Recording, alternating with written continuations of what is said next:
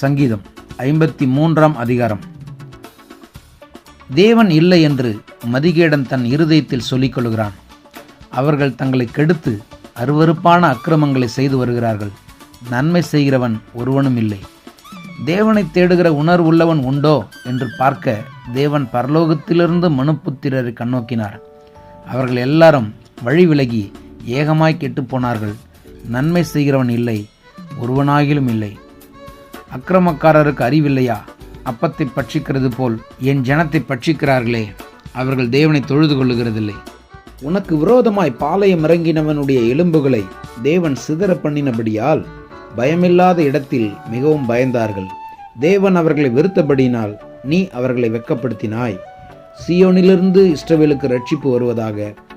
தேவன் தம்முடைய ஜனத்தின் சிறையிருப்பை திருப்பும்போது யாக்கோபுக்கு களிப்பும் இஸ்ரவேலுக்கு மகிழ்ச்சியும் உண்டாகும்.